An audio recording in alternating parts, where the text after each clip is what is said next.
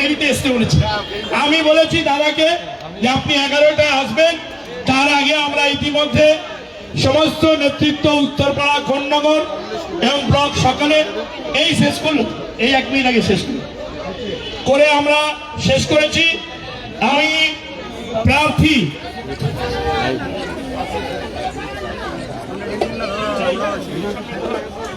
আমি প্রার্থী আইনজীবী শীর্ষান্ন বন্দ্যোপাধ্যায়কে বলছি যে আমাদের প্রিয় সাংসদ কল্যাণ বন্দ্যোপাধ্যায়কে শ্রদ্ধা জ্ঞাপন করার জন্য আপনারা কল্যাণ বন্দ্যোপাধ্যায় আমাদের প্রিয় প্রার্থী, এটা দে বাবু,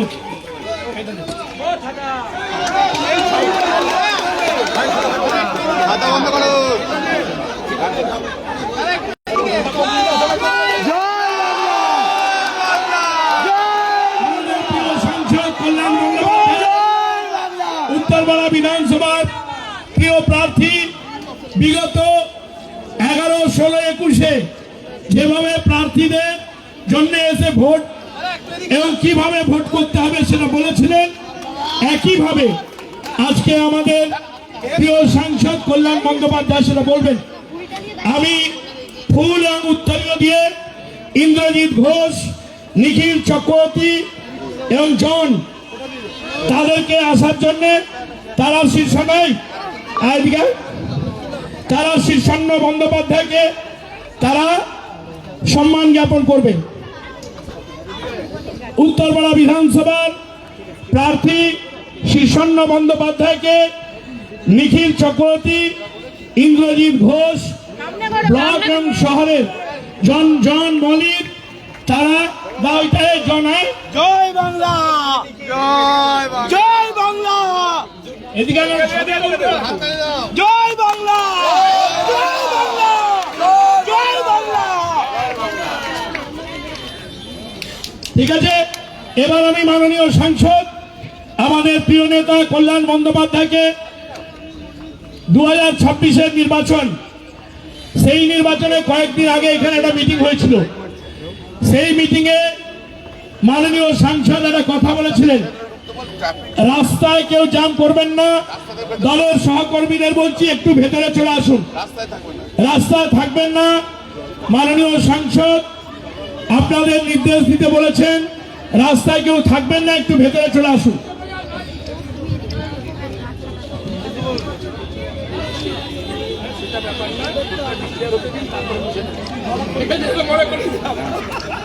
নমস্কার।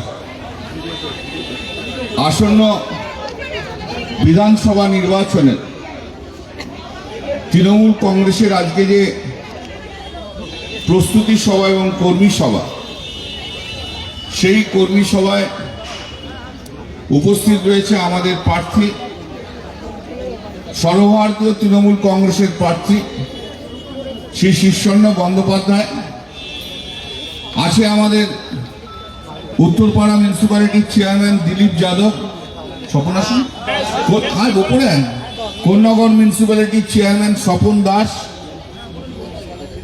আমাদের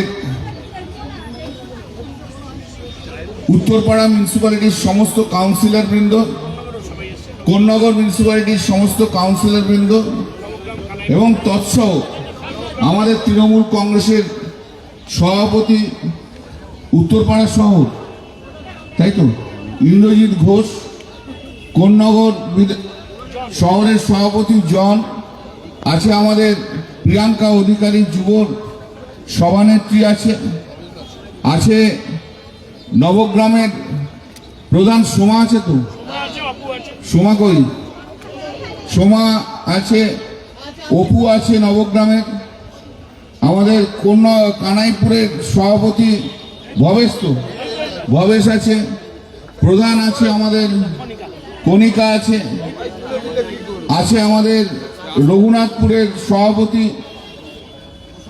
অশোক, আছে কেষ্ট, আছে নিরুপম, আছে যুবর এখানকার সবার সমস্ত সভাপতি, আমাদের ছাত্রের জেলার সভাপতি সৌভিক আছে, সমস্ত কাউন্সিলর বৃন্দ রয়েছে, বুড়ো পিছনে কেন, সব কাউন্সিলর বৃন্দ রয়েছে, সবাইকার নাম নিতে গেলে অনেক সময় লাগবে। সবচেয়ে বড় কথা, উত্তরপাড়া বিধানসভার সমস্ত কর্মীবৃন্দ যারা সারা বছর ধরে পরিশ্রম করে এবং যাদের পরিশ্রমের জন্য আমরা একটার পর একটা মিউনিসিপ্যালিটি পরের পর পেয়েছি, একটার পর একটা পঞ্চায়েত পরের পর পেয়েছি, একটার পর একটা বিধানসভায় আমরা আমাদের সদস্য, বিধানসভার সদস্য পেয়েছি। সর্বোপরি আমি পার্লামেন্ট থেকে জিততে পেরেছি, পার্লামেন্টের বিধানসভাতে। তা আমি সমস্ত কর্মীদের আমি আন্তরিকভাবে শুভেচ্ছা জানাই। আগামী 26-এর নির্বাচন পশ্চিমবাংলার বুকে একটা গুরুত্বপূর্ণ ঘটনা। এবং গুরুত্বপূর্ণ ঘটনা কেন? মমতা বন্দ্যোপাধ্যায় তো জিতবেই জিতবে, কিন্তু এই 2026-এ এই পশ্চিমবাংলার মাটি থেকে, এই উত্তরপাড়ার মাটি থেকে যে আওয়াজ আমাদের তুলতে হবে, যেভাবে যে দামামা বাজবে আগামী 2029, সেই দামামার চোটে নরেন্দ্র মোদীকে দিল্লি থেকে হটতে হবে। সেটাই হচ্ছে সবচেয়ে বড় কথা, সেটাই হচ্ছে বড় কথা। আমি বরাবর বলেছি, আমি আজও বলছি, আমি আগামীকালেও বলবো যে এই ভারতবর্ষে নরেন্দ্র মোদীর সঙ্গে লড়াই করার মতো ক্ষমতা, যা সাহস, যা চোখে চোখ রেখে কথা বলতে পারে, তার নাম হচ্ছে মমতা বন্দ্যোপাধ্যায়। এর বাইরে কেউ নেই।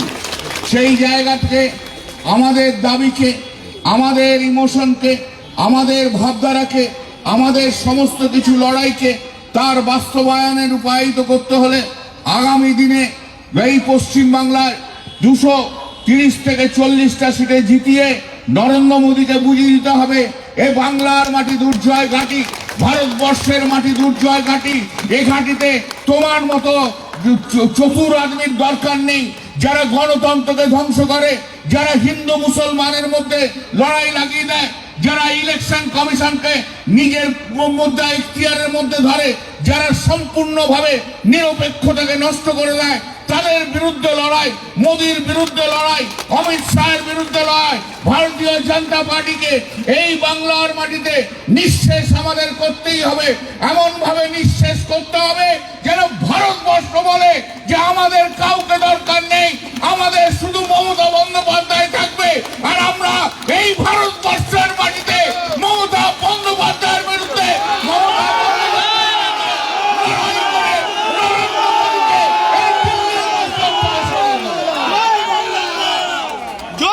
সেই লড়াই চাই। বাংলার প্রতিটি তৃণমূল কংগ্রেসের তরফ থেকে বাংলার প্রতিটি তৃণমূল কংগ্রেস কর্মীর কাছে আহ্বান জানাবো, বাংলার মানুষ তৈরি হয়ে আছে মমতা বন্দ্যোপাধ্যায়কে আবার পুনর্নির্বাচিত করবার জন্য। বাংলার মানুষ তৈরি হয়ে আছে। সবাই মিলে আপনারা যেভাবে পরিশ্রম করেছেন এসআইআর নিয়ে, কোটি লক্ষ লক্ষ তৃণমূল কংগ্রেস কর্মী যেভাবে পরিশ্রম করেছেন, আমি তাদের এই মঞ্চ থেকে তাদের কুর্নিশ জানাই। সেই জায়গাকে ধরে রেখে আগামী দিনে আমাদের লড়তে হবে, আগামী দিনে লড়তে হবে। কোন জায়গায় কি প্রোগ্রাম হবে, এখানকার যারা নেতা নেতৃত্বে রয়েছে আমাদের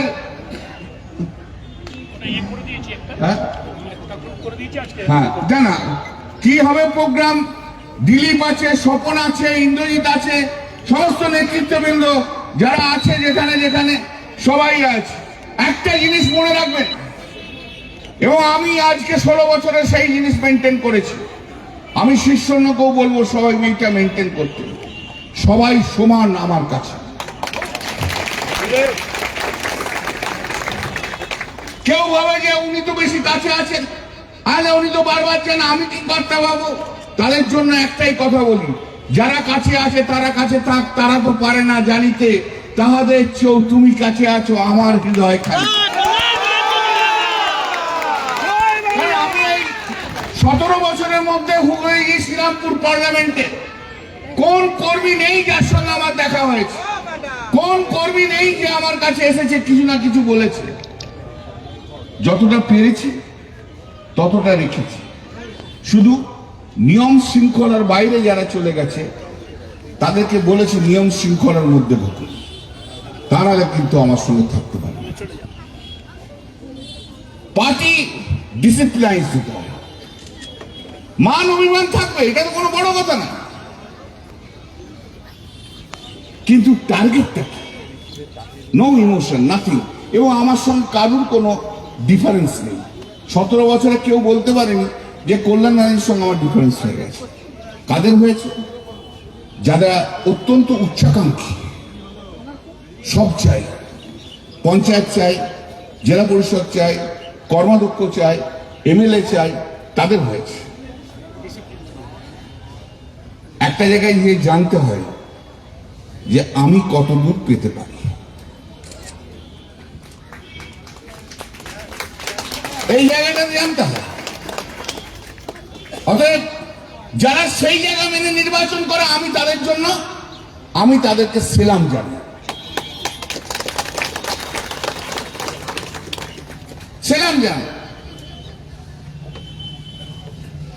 তো এই জায়গা জানতে হবে কোনখানে লিমিটেশন আছে। আর যদি কেউ সত্যি সত্যি ভালো কাজ করে, পার্টি ওপরে আছে, ঠিক তুলে নিয়ে তাকে সেই জায়গা দিয়ে দেবে, চিন্তা করার কিছু নেই। এই বন্ধনের মধ্যে দিয়ে তো আমরা রয়েছি 17 বছর ধরে। একটাও মিউনিসিপ্যালিটির কাউন্সিলর নেই যাকে আমরা পরিবর্তন করেছি, কি আছে? রিজার্ভেশনের জন্য হয়তো এদিক থেকে ওদিক গেছে বা রিজার্ভেশনের জন্য এসছে, সেটা অন্য কথা। Similarly municipality, Konnagar municipality, similarly আমাদের নবগ্রাম পঞ্চায়েত সোমাকে এবার তুলে নিয়ে এসছে। সোমাকে তো আমি চিনতাম না, সোমাকে গ্রাম পঞ্চায়েতের প্রধান করেছি আমি, না সময় গ্রাম পঞ্চায়েতের প্রধান। কত সুন্দর পারফর্ম করছে।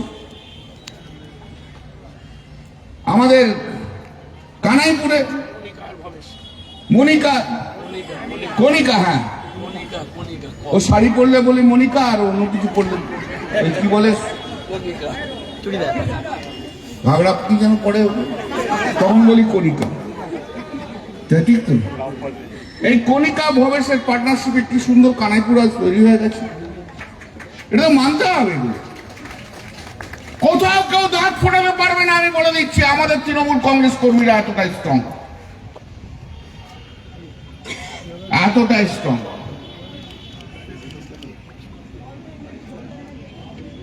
এই 17 বছর ধরে আমি, বলুন কোন সপ্তাহে আছে আমি শ্রীরামপুর পার্লামেন্টের মধ্যে ঘুরি না? কেউ বলতে পারবো? যদি না পার্টি অন্য কোথাও যায়, কোথাও না কোথাও, কোথাও না কোথাও, কোথাও না কোথাও প্রোগ্রাম করছে। আর আমি বলে যাচ্ছি, শীর্ষন্য সেই কাজ করবে। অনেক দায়িত্ব থাকে।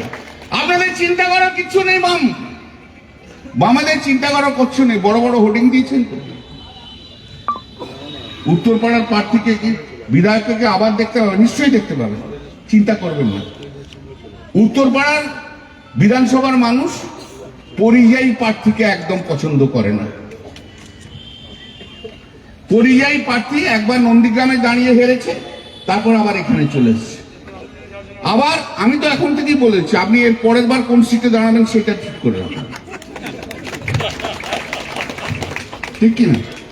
দীপশিলা দাঁড়িয়েছিল, প্রথমে দাঁড়ালো বালি, তারপর চলে এলো শ্রীরামপুর লোকসভা, হেরে গেল, জামানত বাজেয়াপ্ত চলে হয়ে গেল। তার আগে কত কথা, কত কি বললো আমাকে, শুরু করলো উনি অ্যাটাক। তা উনি একা অ্যাটাক করবেন, আমি করবো না? একতরফা তো হয় না। তারপরে ওনার খারাপ লাগতে আরম্ভ করলো।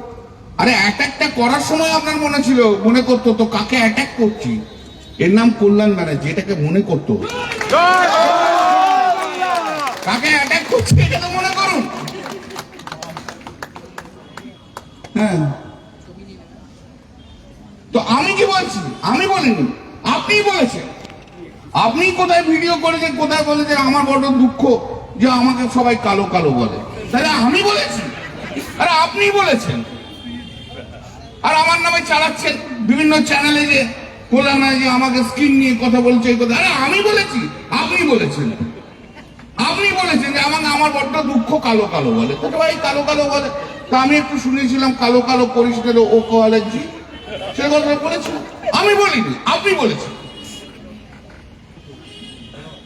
আপনি বলেছিলেন এই নবগ্রামে যে মিস্টার ইন্ডিয়া, আচ্ছা তা আপনি বলেছেন মিস্টার ইন্ডিয়া দিয়ে শুরু করেছিলেন, আমি তো করিনি। আমি আপনাকে একটাও অ্যাটাক করতে জানি, কিন্তু কাঁচের ঘরে বসে ঢিল চুললে কিন্তু কাঁচের ঘরটাই ভেঙে যায়। তারপর আমি বলছি বহু পথ দূরে বহু ক্রোশ দূরে দেখিতে গিয়েছি সিন্ধু, দেখা হয় না দুই পা ফেলিয়া একটি ধারের ঘাসের উপর একটি বিন্দু। তা একটা ভালো হয়েছে, আপনাকে ধন্যবাদ জানাই যে আমি বলার পর অন্তত আপনি পিএইচডিটা কমপ্লিট করতে পেরেছেন, এটা আপনাকে আমি ধন্যবাদ জানাই।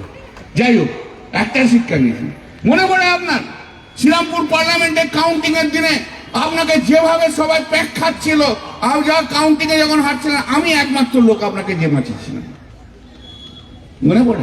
আর আমার নামে যা ইচ্ছে বলে যাচ্ছেন বলুন, আমার কিচ্ছু এসে যায় না, কিন্তু আনগ্রেটফুল কারা তারা জেনে নেবে, যারা নিজের মনকে যেন প্রশ্ন করে, নিজের মনকে যেন প্রশ্ন করে। বাইট দেওয়ার জন্য বাইট দিয়ে কথা বলবেন না।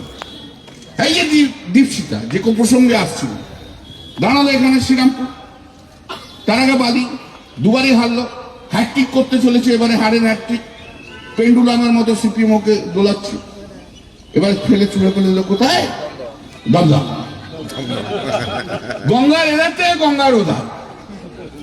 ভাবলো বোধ হয় ও যে ব্যর্থতা, এখানে শ্রীরামপুর হুগলির মানুষ এত জেনে গেছে, দমদমের মানুষ জানতে পারবে না, তাই না? ছেড়ে দেবে, আবার হারবে, আবার যেমন লড়াই আপনাদের লড়ে নিন, সিপিএম বিজেপির লড়াই লড়ে নিন। আপনার জন্য আমার একটা শুভেচ্ছা রয়েছে। শুভেচ্ছাটা হচ্ছে, যদি পরিশ্রম করে পারেন বিজেপির থেকে না, আপনি ভোটগুলোকে ট্রান্সফার করে একটু সিপিএম এ নিয়ে নিন, যে কোনো যাতে আপনাদের পার্টিটা দম পায়, আপনার পার্টিটা যাতে দম পায় একটু, সেই শুভেচ্ছাটা আমার রইল। বিজেপি আমার কাছে প্রায়োরিটি নয় এট অল, যে গণতন্ত্রকে ধ্বংস করছে ভারতবর্ষের মধ্যে। আর আপনি কি করবেন বলুন? আপনি লড়লেন, সেই লড়াইটাকে সে মানুষ সম্মান জানবে। অভয়ার মাকে নিয়ে কত লড়লেন, কত কি করলেন,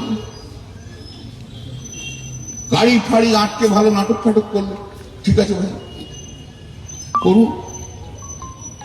পুলিশ ইনভেস্টিগেশন করলো, আমাদের কলকাতা পুলিশ একজনের নামে চার্জশিট দিল, একজনকে অ্যারেস্ট করলো, দুজনকে করেছিল, একজন বেল পেল, একজনকে চার্জশিট দিল।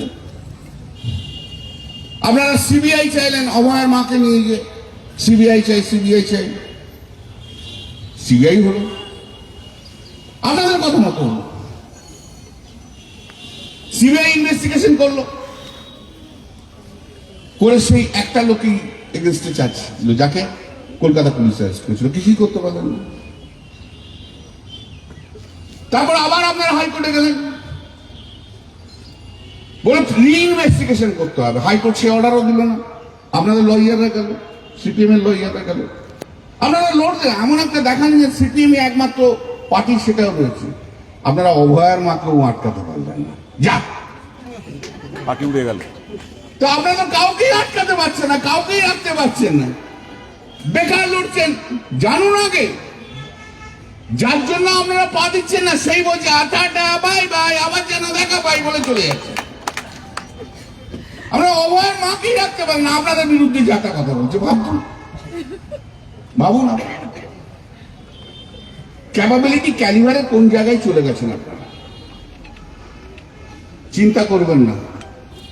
ওই বোর্ডের লেখাগুলো না আগামী দিনে মানুষ দেখে হাসবে। আর উত্তরপাড়া এবার তৃণমূল কংগ্রেসের বিধায়ক পাবে, তার নাম সিস্টার।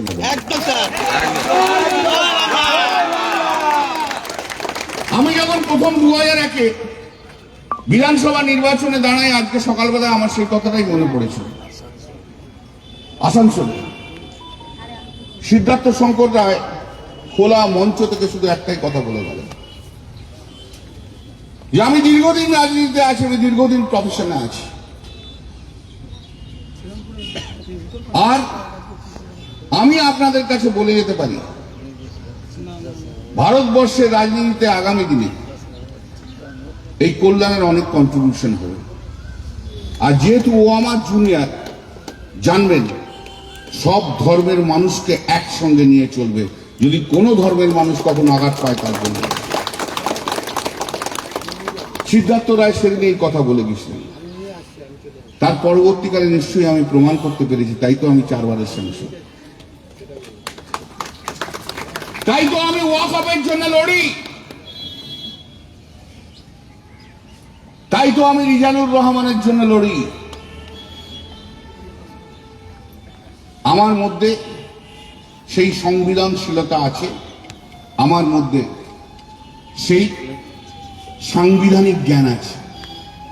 আমি আপনাদের কাছে আজ বলে যাই, আমিও একটা জায়গায় এসে পৌঁছেছি। আমি যেদিন থাকবো না সেদিন দেখবেন শীর্ষণ্য আমার চেয়ে অনেক বড় রাজনীতিবিদ এবং অনেক বড় মানুষ। আমার যে বদগুণগুলো আছে সেগুলো ওর নেই, তাতে ও খুব হাসছে, বলে দাদা এটা যা বলেছিল মেয়াজ দেখাবে না।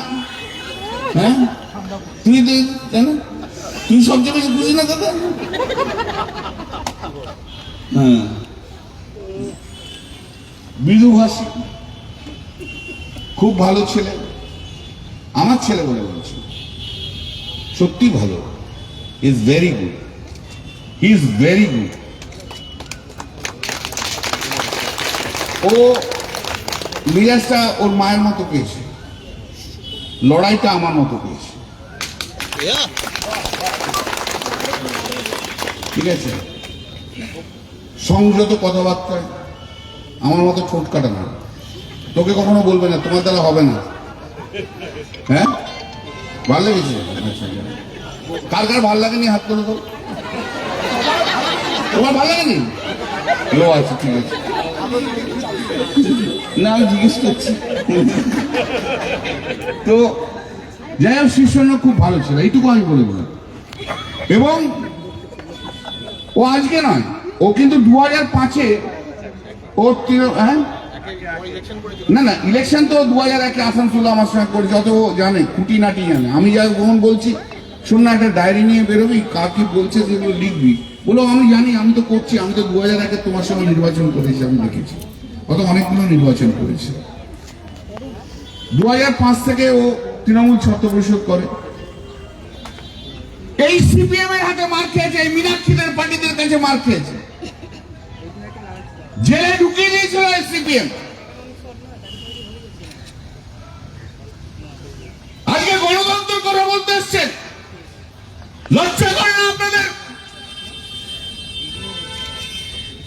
যখন আমি ভিকির পাসওয়ানের মামলা করি তখন শীর্ষের বয়স মাত্র 5 কি 6, সাউথ পয়েন্ট স্কুলে পড়তো। টেলিফোন করে থ্রেট করা হচ্ছে আপনার ছেলেকে তুলে নেবো। যখন ভিকির পাসওয়ানের আমি মামলা করি, আজকে সাধু শাস্ত্রে এসছেন, কত মানুষকে পশ্চিমবাংলায় আপনারা খুন করেছেন তার কোনো ঠিক আছে? বাংলার কোন মাটি নেই, উত্তরপাড়ার কোন জায়গা নেই, উত্তরপাড়া বিধানসভায় যেখানে আমাদের তৃণমূল কংগ্রেস কর্মী আর কংগ্রেস কর্মীরা খুন হয়নি। আপনি সেই দলের মীনাক্ষী মুখোপাধ্যায়, আপনাকে সবাই জানা আপনারা খুন।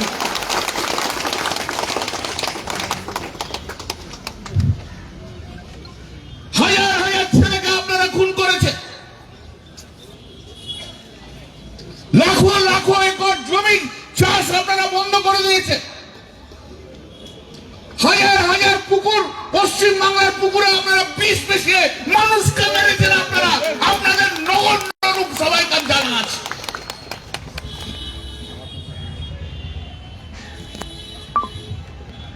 আজকে সাধুবাদ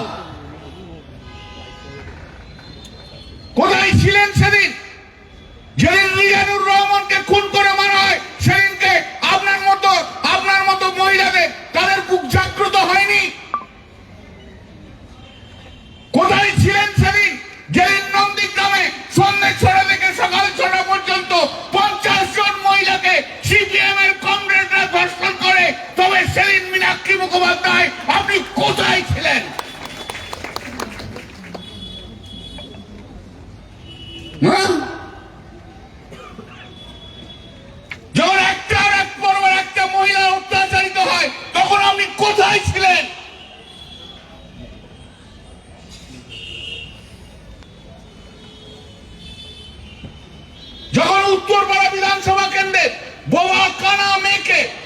ছেলে ধর্ষণ করে দিয়ে চলে যায়, তখন আপনি আর দীপশিতা ধর কোথায় ছিলেন?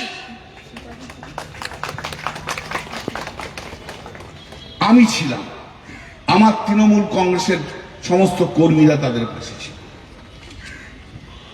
আমি তাদের হয়ে মামলা লড়েছিলাম। কোথায় ছিলেন?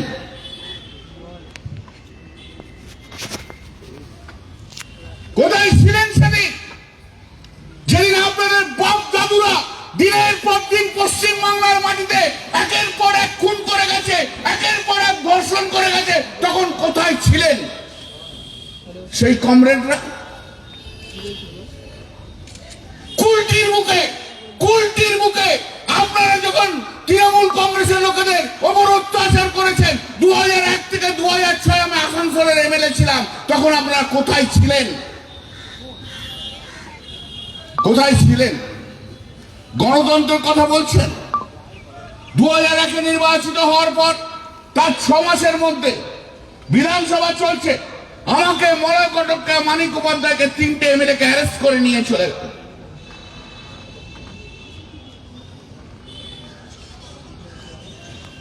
যেই শুনে যে মমতা বন্দ্যোপাধ্যায় কলকাতা থেকে আসা শুরু করবে রাত্রি 3টের সময়, বলে আপনারা অ্যারেস্ট করেননি। বলুন,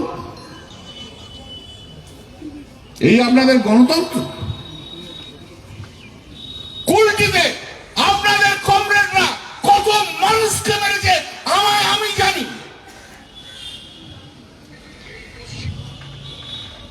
সিপিএম মানেই খুন, সিপিএম মানেই ধর্ষণ, সিপিএম মানেই পুকুরে বিশ্বাস, সিপিএম মানেই মানুষের গণতান্ত্রিক অধিকারকে নষ্ট করা, সিপিএম মানে মেরে চাপকে রাস্তায় ফেলে দেওয়া, সিপিএম মানেই রক্ত মাখা ভাত। বলি, আজকে রান্নাঘরে যে ভাত কতটা সিদ্ধ হচ্ছে দেখছেন, তাই তো? প্রার্থী হয়েছেন বলে মনে রাখবেন, বাই চান্স যদি এমএলএ হয়ে যায় না, ওই ভাত রক্ত মাখা করে আপনাদের খাইয়ে দেবে, যার বাড়িতে দেখতে গেছে।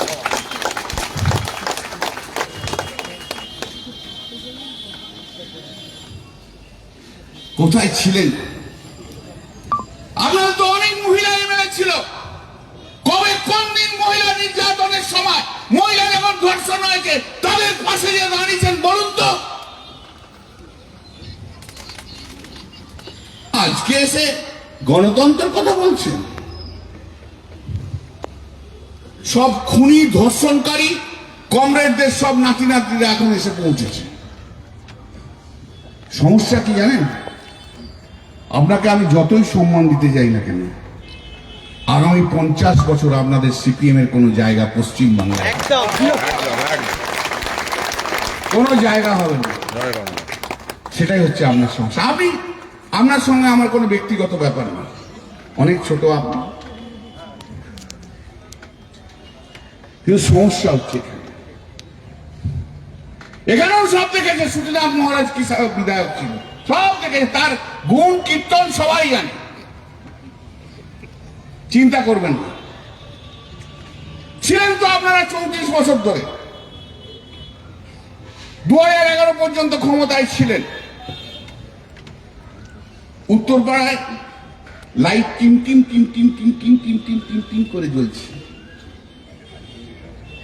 আর 2009 পর থেকে আস্তে আস্তে আস্তে আস্তে আমি ডেভেলপমেন্ট শুরু করেছি। আর 2011, আজকে 2026 দেখুন জল জল করছে। কোন্নগরের রাস্তায় হাঁটলে এমন বাল্ব জ্বলতো যে একজন আরেকজনের মুখ দেখতে পাচ্ছে না। কিরে স্বপন, তাই তো? আজকে দেখুন কোন্নগর রাস্তা, নবগ্রামে যান, শুধু খুন আর খুন, এছাড়া আর কিচ্ছু ছিল না, রাস্তাঘাট কিচ্ছু নেই। একদিনে 7 জনকে মীনাক্ষী মুখার্জি জেনে যান, মীনাক্ষী মুখার্জি জেনে যান, এই নবগ্রামের মাটিতে আপনার কাকা দাদু কমরেডরা 9 জন মানুষকে খুন করে রাস্তার মধ্যে ফেলে দিয়েছিল, পুঁতে পুঁতে পুঁতে পুঁতে দিয়েছিল। আজকে গণতন্ত্র চালাতে চলে এসছেন, আজকে ভোট চাইতে এসছেন।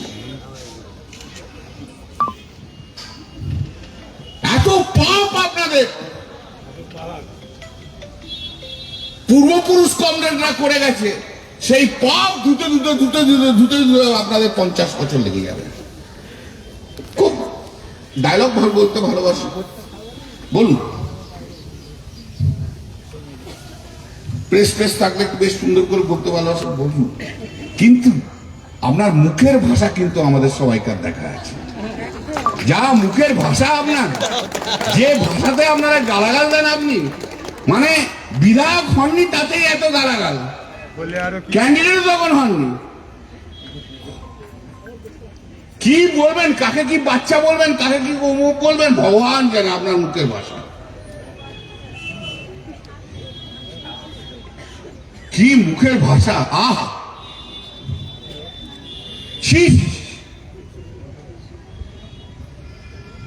আপনার দোষ নেই, আপনার বাড়ি তো সিপিএম এর বাড়ি, ওই ট্র্যাডিশন সমানে চলছে, চলেও যাবে। সেই ট্র্যাডিশন সমানে চলছে, চলবে, কিছু করার নেই। এই আপনাদের সময় ম্যাডাম মীনাক্ষী মুখার্জি শুনে নেবেন, নিশ্চয়ই শুনবেন তো, আপনি আমার ভিডিওটা তো শুনবেনই ভালো করে, তো শুনে নিন। মীনাক্ষী মুখার্জি 2009 যখন আমি এলাম না প্রথম দাঁড়াতে, তখন এই হিল মোটর আর উত্তরপাড়া থেকে আরম্ভ করে শুরু হয়ে একদম চাপদানি পর্যন্ত কোন্নগর, স্পেশালি কোন্নগর ছিল আতুরগড়, ক্রিমিনালদের আতুরগড় ছিল, ক্রিমিনাল। ওই রেল লাইনের ওপাশে পারে সন্ধ্যে 7টার পর কোনো মানুষ হাঁটত না, 7টা সাড়ে 7টা, আর 5:30 থেকে 6টার পর থেকে না কোনো মহিলার হাঁটার ক্ষমতা ছিল না, সব আপনাদের কমরেড। 2009 থেকে 2011 তখন আমাদের সরকার আসেনি, আমি প্রথম বলেছিলাম ক্রিমিনাল হটাবো, পদক্ষেপ নিতে শুরু করলাম, মামলা করতে শুরু করলাম। আর 2011 পর যখন আমাদের সরকার এলো, 2014 মধ্যে ক্রিমিনাল বিহীন করে ছেড়ে দিয়েছে। সিপিএম কে ভোট দেওয়া মানে আবার সেই ক্রিমিনাল রাজত্ব তৈরি করা, উত্তরপাড়ার বুকে, কোন্নগরের বুকে, রেল লাইনের পাশে শুধু সিপিএম থাকে ক্রিমিনালে, সিপিএম নিজেই ক্রিমিনাল।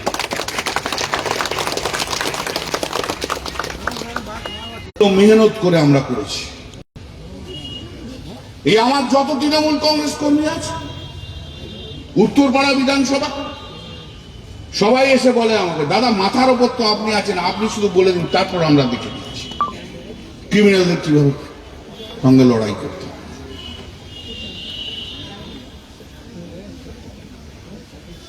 দালালে ভর্তি করে দিয়েছিলেন আপনারা, চারিদিকে শুধু দালাল আর দালাল, দালাল রাজত্ব চলতো আপনাদের সঙ্গে, একটা অন্ধকার রাজত্ব। সেই অন্ধকার রাজত্ব থেকে আলোর রাজত্বে যিনি নিয়ে গেছেন, তার নাম হচ্ছে মমতা বন্দ্যোপাধ্যায়। সেই আলো আর জল জল করছে সারা পশ্চিম বাংলায়।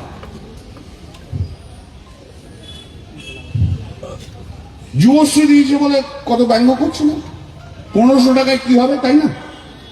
করছে না? 1 কোটির ওপর মানুষ যুবশ্রী পেয়ে গেছে, যুবসাথী পেয়ে গেছে 1 কোটির বেশি মানুষ, মাত্র 7 থেকে 10 দিনের মধ্যে। আপনি ব্যঙ্গ করছেন 1500 টাকা নিয়ে, না? আমি যখন ল স্টুডেন্ট ছিলাম তখন আপনারা বেকার ভাতা দিতেন 40 টাকা, তা সবাই কিন্তু না, শুধু সিপিএম এর কমরেডরা পাবে। যতগুলো এডুকেশনাল ইনস্টিটিউশনে যান, সব সিপিএম এর লোকগুলো বসে আছে, সিপিএম থেকে চাকরি পেয়েছে, সব চিরকুটের চাকরি।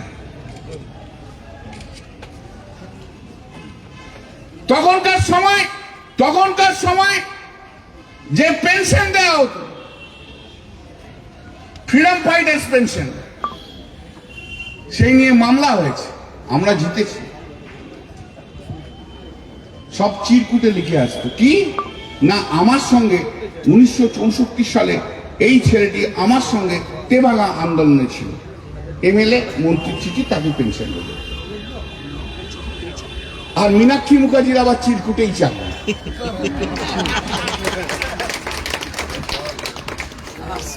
যার চাকরি হচ্ছে ব্যাকডোরস্টেপে, যে চাকরি সমস্ত বেনিফিট নিচ্ছে, সে এসে বলছে কি করে চাকরি পায়।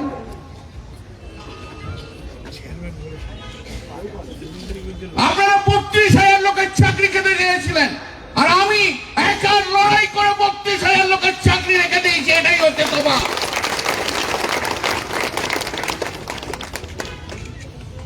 আপনারা 26,000 লোকের চাকরি খেয়েছেন, আর আপনারা সিপিএম আর বিজেপি একসঙ্গে মিলে, আর আমরা আজকে 37,000 লোকের চাকরি দিচ্ছি।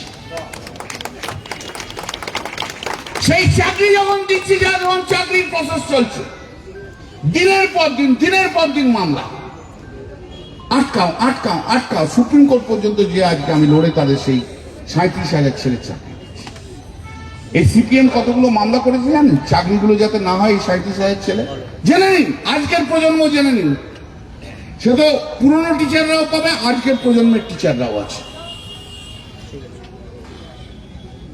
কলকাতা হাইকোর্টে মোটামুটি 550 মামলা করেছে, 550, যাদের চাকরি না হয়। খুঁত, এই খুঁত, ওই খুঁত, ওই খুঁত, ওই খুঁত। ওদের জন্য বিকাশ ভট্টাচার্য হচ্ছে মাস্টার। যত চাকরি খাবো, পয়সা আছে আনন্দে হাসছে। 32,000 লোকের চাকরি খাবো, 37,000 লোকের চাকরি খাবো, কি আনন্দ, পৈশাচিক আনন্দ। মানুষ যে এরকম দৈত্য হতে পারে না, সিপিএম এর লোকগুলোকে না দেখলে বোঝা যায় না। আর পুরো লড়াইটা একা লড়ে গেছে সুপ্রিম কোর্ট পর্যন্ত। পশ্চিমবাংলার যে প্রান্তেই যায় না কেন, আগে এসে যে ছেলেটি প্রণাম করে, সারা যাচ্ছে যাদের চাকরি পাইয়ে দিচ্ছি তাদের প্রণাম করে। চাকরি খেতেও সিপিএম ভোট চাইতে এসছে। মানুষের পেটে লাথি মেরেছেন আপনারা,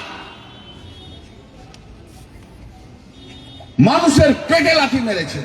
2026-এর নির্বাচন, সেই লড়াইয়ে আপনাদের প্রত্যুত্তর দেবে। অস্তিত্ব তো আপনাদের কোর্টে আর মিডিয়াতে, আর তো কোথাও অস্তিত্ব নেই। এইসব যত নতুন সিপিএম এর ছেলে মেয়েদের দেখেন না, কিছু কাজ করে না। ওটাকে এখন গান বাজনার পার্টিতে তৈরি করে দিয়েছে, গান বাজনার পার্টি। দেখেন কেউ গিটার বাজছে, কেউ এরকম ভাবে নাচছে, আর কিছু নেই। এখনো পর্যন্ত আমি তাদের শ্রদ্ধা করি। এখনো পর্যন্ত সিপিএম এ যারা কাজ করছে, দেয়াল লিখছে, তারা কিন্তু সিপিএম এর অনেক পুরনো দিনের কর্মী। কোন নতুন জমানার ছেলেদেরকে দেয়াল লিখতে আপনি দেখবেন না। কোন নতুন জমানার ছেলেদের মেয়েদের আপনি একটা বেঞ্চ দিয়ে তাদেরকে বক্তৃতা দিতে দেখবেন না। মীনাক্ষী মুখার্জি যখন যাবে বক্তৃতা দিতে, তাদের পাশাপাশি 3টে ডিস্ট্রিক্ট থেকে লোক নিয়ে এসে 150 খানা লোক হয়। আমি একদিন নিজের চোখে দেখেছি, লেক মার্কেটে মিটিং করছি। আমি গেছিলাম চুল কাটতে, উল্টো দিকে একটা দোকান। আমি দেখি তো কি হচ্ছে, কত লোক। ও বাবা, ওটা কলকাতা জুড়ে মাত্র 150 লোক। মানুষ প্রত্যাখ্যান করেছে। ওদের কতজন ভোটার জানেন? সিপিএম এর যতজন কার্ডার ততজন ভোটার, তার বাইরে ভোটার নেই।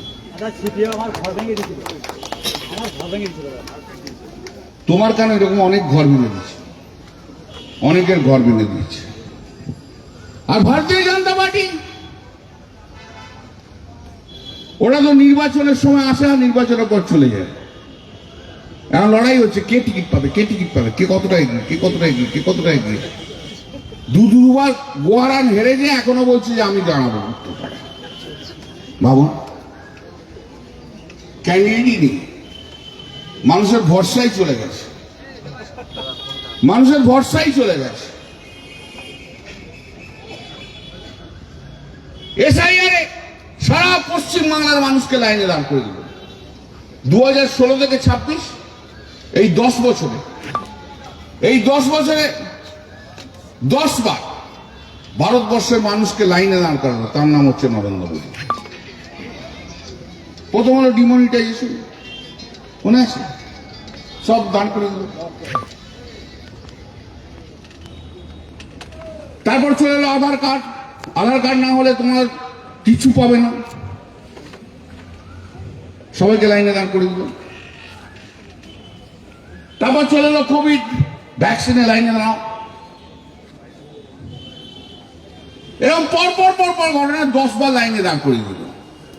ওর কাজ কি নরেন্দ্র মোদী? বছরে একবার করে সব মানুষকে লাইনে দাঁড় করা। গ্যাসের জন্য দাঁড় করে, পেট্রোল এখন অনেক কালকে জানিয়ে পারে ইসলামী দিয়ে বলছে দাদা পেট্রোল পাম্পে পেট্রোল নেই। সব জায়গায় লাইনে দাঁড়া। আর আপনাকে প্রত্যেকবার প্রমাণিত করতে হবে আপনি ভারতীয়। এই তো স্যার মহা ঝামেলা। কাকে নিয়ে পড়েছি রে ভাই? মোহাম্মদ বিন তুগলক যখন ভারতবর্ষের প্রধানমন্ত্রী হয়, যা যা হবার তাই হচ্ছে।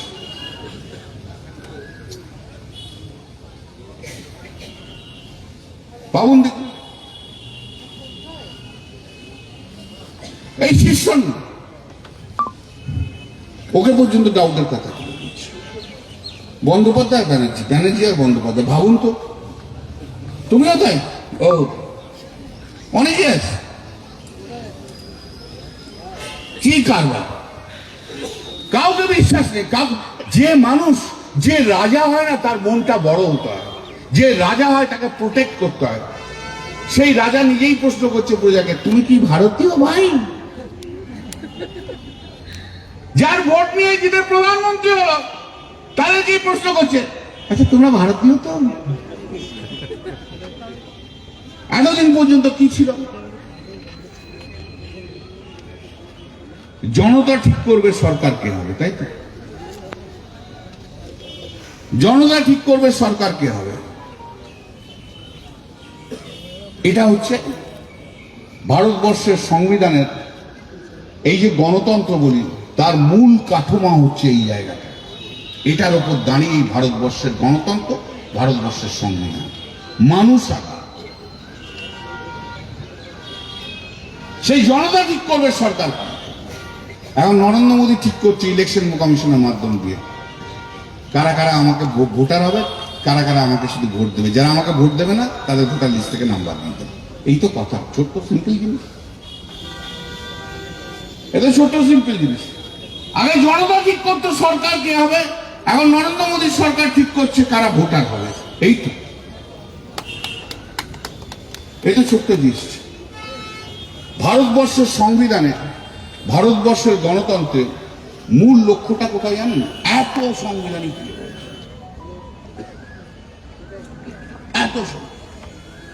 তার মূল লক্ষ্যটা হচ্ছে ভারতবর্ষের মানুষের কল্যাণ করা, ওয়েলফেয়ার করা। এটাই হচ্ছে মূল লক্ষ্য।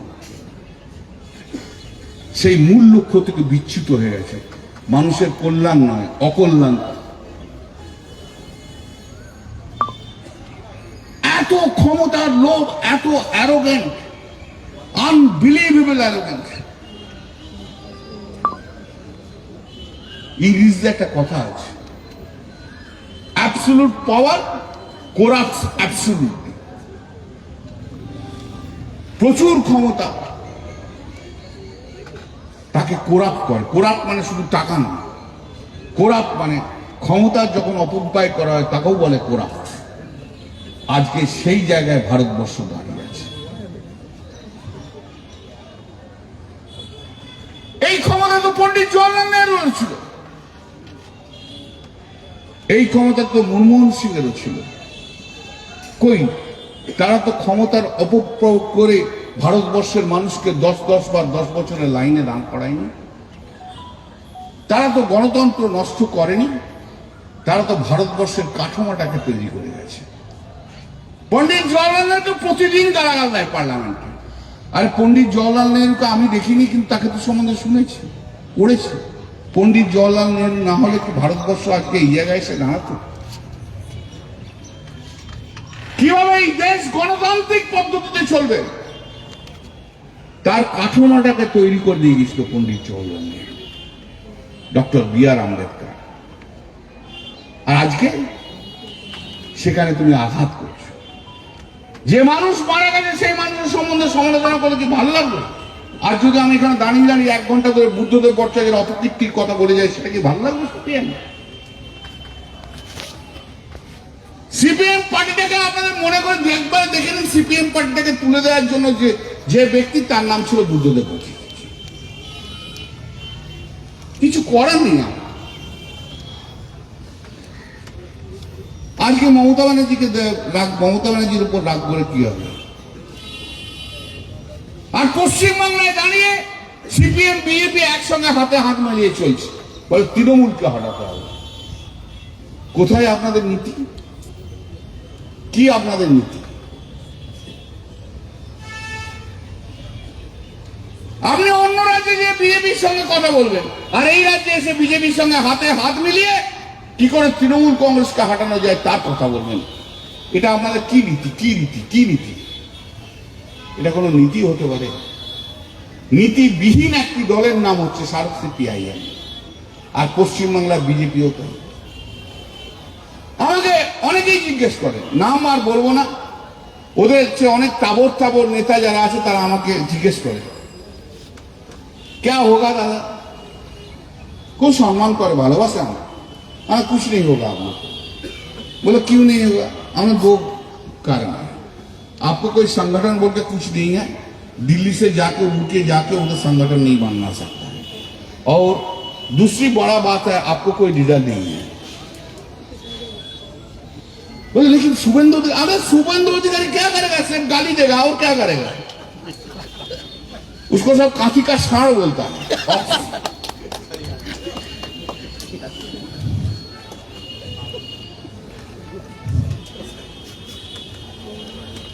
ঠিক আছে, একদম অনেকক্ষণ ধরে রোদ খাচ্ছ, আর বেশিক্ষণ বক্তব্য টানা উচিত না। ভালো তো এদের ভালো লাগছে, এটা হচ্ছে ছায়াতে আছে। আমাদেরও ভালো লাগছে স্যার, একদম না আবার পরে আবার আসছি, আবার তো নির্বাচনী বক্তৃতা দেবো। একদিনে সব বলে দিলে পরের দিনে আসবি না, বলবি যে দাদা তো সব বলে দিয়েছে, শুনে নিয়েছি। কি কর্মীরা জানতে চায়? কর্মীদের কাজ করতে হবে, আর কিচ্ছু না। কোন দিকে তাকানো নয়।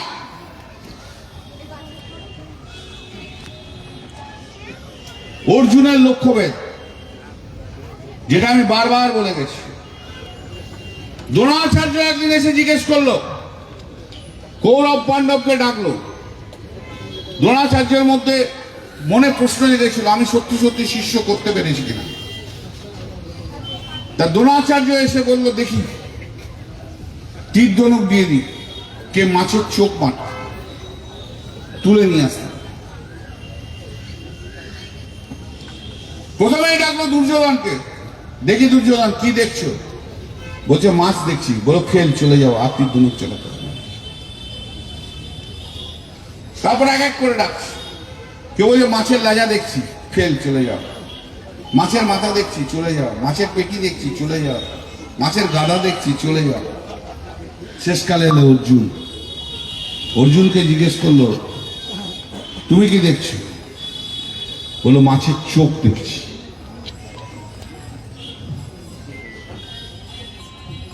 বললো চালাও তীর ধনুক। চোখটাকে তুলে নিয়ে চলে গেল। যে যে বুথের দায়িত্বে রয়েছে তার শুধু বুথটা দেখার দায়িত্ব, পাশের বুথটা নয়।